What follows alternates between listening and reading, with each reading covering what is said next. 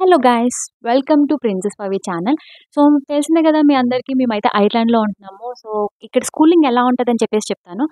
మా పాపకి ఇప్పుడు 2.4 ఇయర్స్ అనమాట. సో బేసిక్గా ఇక్కడ స్కూల్లో జాయిన్ చేయాలంటే 2.8 అబోవ్ ఉంటేనే జాయిన్ చేసుకుంటారు స్కూల్లోని. బిలో ఉంటే మాత్రం షూర్గా మనం జాయిన్ చేయొచ్చు, బట్ పే చేయాలన్నమాట.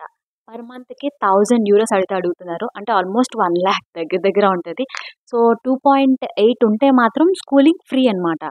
అప్ టు మన హైయర్ స్టడీస్ కూడా ఆల్మోస్ట్ ఇక్కడ స్కూలింగ్ ఫ్రీనే ఉంటుంది. బట్ స్కూలింగ్ దొరకడమే, అడ్మిషన్ అనేది చాలా టఫ్ అనమాట. మేమైతే లాస్ట్ ఇయర్ జూన్లో వచ్చాము. డిసెంబర్ నుంచి కూడా మేము ప్రిపరేషన్ అయితే స్టార్ట్ అయ్యాము. సో 2024లో మా పాపకి స్కూల్లో జాయిన్ చేయాలి కాబట్టి డిసెంబర్లోనే అడిగాము. మాకు దగ్గరలో వాకబుల్‌లో 2 స్కూల్స్ ఉన్నాయి. Busy kids and giraffe school ఒకటి ఉందనమాట. ఈ 2 స్కూల్‌లో కూడా అడ్మిషన్ అడిగితే ఆల్మోస్ట్ 2025 వరకు బుక్ అని చెప్పేసి అంటున్నారు. ఏంటి అసలు ఇంకా 2024 ఎంటర్ అవ్వలేదు కదా! 2025 వరకు బుక్డ్ అంటే ఇంకెలారా బాబు అని చెప్పేసి అనుకున్నాం. బట్ హోప్, ఒకవేళ అడ్మిషన్ అయితే పెట్టండి. ఎవరైనా ఒకవేళ ట్రాన్స్‌ఫర్ అయిపోతే అది వెయిటింగ్ లిస్ట్‌లో ఉంటది కదా మీరని చెప్పేసి అంటే, ఒక రాయేసాము. అది ఇంకా వెయిటింగ్ లిస్ట్‌లోనే ఉంది. So hope so, finger cross చూడాలి మా పాపకి ఎక్కడ అడ్మిషన్ వస్తదని చెప్పేసి.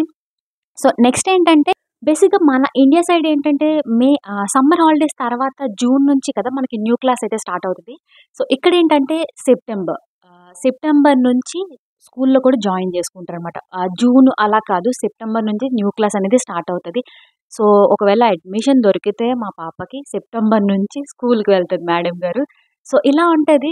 అసల బేబీ పుట్టకముందే నాకు తెలిసి మనం కావాల్సిన స్కూల్‌లో అడ్మిషన్ అయితే తీసుకోలేము. అంత టఫ్ ఉంటదనమాట. ఎందుకంటే ఇక్కడ ప్లే స్కూల్ ఇవన్నీ కూడా కిడ్స్‌తో చాలా రష్‌గా ఉంటది. అడ్మిషన్ కొంచెం చాలా కష్టం అనమాట. ఎందుకంటే ఆల్మోస్ట్ అందరూ జాబ్స్‌కి వెళ్ళేవాళ్ళే కదా! సో చిన్న చిన్న పిల్లల్ని ప్లే స్కూల్‌లో పడేస్తారు కాబట్టి, సో అడ్మిషన్ అనేది చాలా కొంచెం టఫ్‌గా ఉంటది. వన్స్ అడ్మిషన్ దొరికిన తర్వాత ఆహ్, ఎడ్యుకేషన్ మొత్తం ఫ్రీ కాబట్టి కొంచెం ఊపిరి పీల్చుకోగలం. ఎందుకంటే ఇక్కడున్న కాస్ట్‌కి అవన్నీ కూడా.